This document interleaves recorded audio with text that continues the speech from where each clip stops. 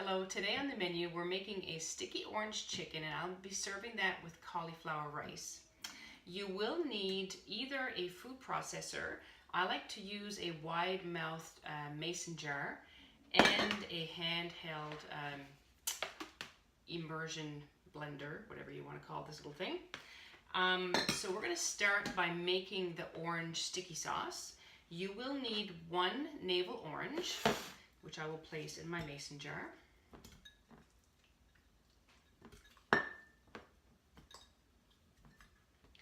One clove of garlic, a quarter of a teaspoon of soy sauce. Sorry, that was quarter cup of soy sauce, not a teaspoon. A quarter cup of sesame seed butter, or cashew butter or almond butter. Today I'm using cashew butter because that's what I happen to have in my fridge. 1 tablespoon of tomato paste. And here I have a tablespoon of fish sauce, a tablespoon of rice vinegar, and a teaspoon of hot sauce. Then I'm going to add 2 tablespoons of arrowroot powder, or arrowroot starch. So if you don't know what that looks like, this is the Red Mill brand, and you can buy it in the health food section in your grocery store. And that's used as a thickening agent. So I'm going to add that to the jar.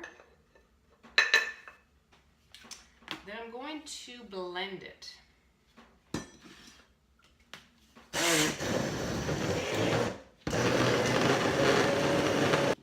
So once this is well blended in your food processor or in your mason jar, we're going to set this aside for a little bit later. So let's prepare the chicken. And so I have about 12 chicken thighs. And I have a mixture here of a teaspoon of ground ginger, a teaspoon of ground garlic, a teaspoon of salt, half a teaspoon of coriander, and half a teaspoon of pepper. So I'm going to sprinkle that over the chicken and mix it really well.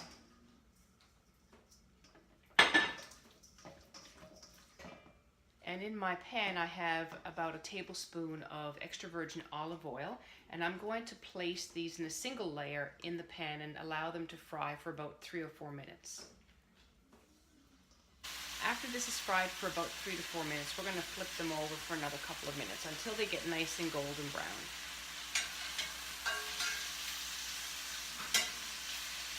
So this is ready to go. I'll turn off the heat and I'm going to pour my sticky sauce over the chicken. So this will go in the oven at 425 degrees for about 15 to 20 minutes. In the meantime, while that's cooking, we're going to make our cauliflower rice. So I have a head of cauliflower that I have trimmed and cut into florets, and I'm going to place not too much of it, but some of it in, we're going to do this in batches, in the food processor. So you do need a food processor for this. And I'm going to pulse it until it breaks up into little pieces.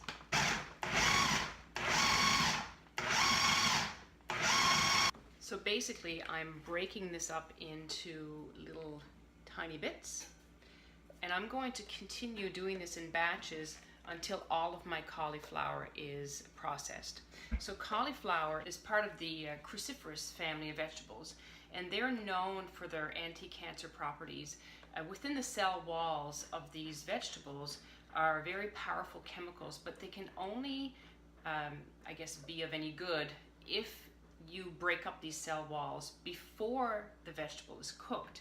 So if you eat raw cabbage or raw cauliflower or raw broccoli, or slightly cooked, this is when this chemical reaction can happen. So if you overcook your broccoli, or if you overcook any of those vegetables, you're losing that anti-cancer fighting property. So by pulsating and breaking it up in the food processor, I'm kind of activating that process, and you can actually smell that. That's that kind of sulfury smell that you get from all of those vegetables. So in that group we have Brussels sprouts, we have collard, kale, cabbage, broccoli, and cauliflower. So I'm going to continue processing this until it's complete. Cauliflower rice is ready, so I've got it here.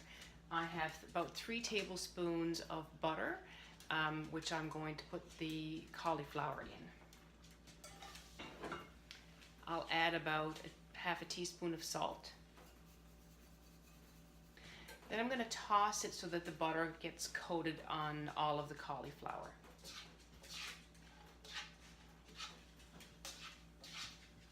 So now I'm going to cover this and let it cook on low for about 15 minutes until it's cooked through. Okay, so this is ready. Cauliflower is nicely cooked. And over here, I've got the sticky orange chicken, which is absolutely delicious.